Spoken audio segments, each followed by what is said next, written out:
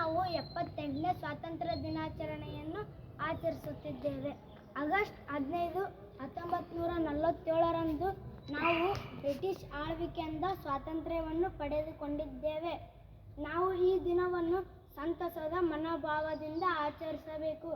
ಇಂದು ನಾವು ನಮ್ಮ ಮಹಾನ್ ನಾಯಕರುಗಳಾದ ಮಹಾತ್ಮ ಗಾಂಧೀಜಿ, ಲಾಲ್ ಬಹದ್ದೂರ್ ಶಾಸ್ತ್ರಿ, ಭಗತ್ ಸಿಂಗ್, ಸಂಗೊಳ್ಳಿ ರಾಯಣ್ಣ, ಕಿತ್ತೂರು ರಾಣಿ ಚೆನ್ನಮ್ಮ, ಒನಕೆ ಓಬವ್ವ, ಮಂಗಲ್ ಪಾಂಡೆ ನಂತಹ ಇನ್ನೂ ಹಲವಾರು ಸ್ವಾತಂತ್ರ್ಯ ಹೋರಾಟಗಾರರ ತ್ಯಾಗವನ್ನು ಸ್ಮರಿಸಬೇಕಾಗಿದೆ.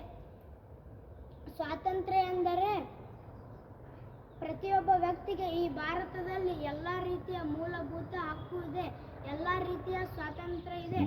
ಎಲ್ಲಿ ಪ್ರಜೆಗಳಿಗೆ ಸ್ವಾತಂತ್ರ್ಯ ಇರುತ್ತದೋ, ಯಾವ ದೇಶದ ಪ್ರಜೆಗಳಿಗೆ ಸ್ವಾತಂತ್ರ್ಯ ಇರುತ್ತದೋ, ಎಲ್ಲಿಯವರೆಗೂ ಪ್ರಜೆಗಳು ಸ್ವಾತಂತ್ರ್ಯವಾಗಿರುತ್ತಾರೋ ಅಲ್ಲಿಯವರೆಗೂ ದೇಶದ ಅಭಿವೃದ್ಧಿ, ನಾಡಿನ ಅಭಿವೃದ್ಧಿ, ಪ್ರಜೆಗಳ ಅಭಿವೃದ್ಧಿ, ಒಂದು ಕುಟುಂಬದ ಅಭಿವೃದ್ಧಿ ನಿರಂತರವಾಗಿ ಸಾಗುತ್ತಿರುತ್ತದೆ.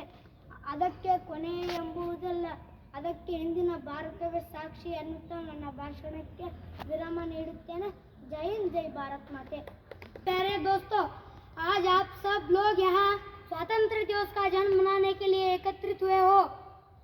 15 अगस्त भारत के इतिहास में, भारत के नागरिक के जीवन में सबसे महत्वपूर्ण दिन है। यही वह दिन है जो कि 400 सालों की अंग्रेजी की दासत्व से मुक्ति मिली थी।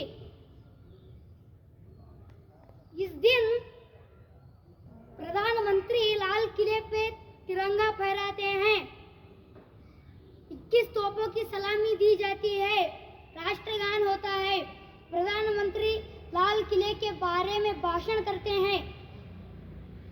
जय हिंद, जय भारत माता।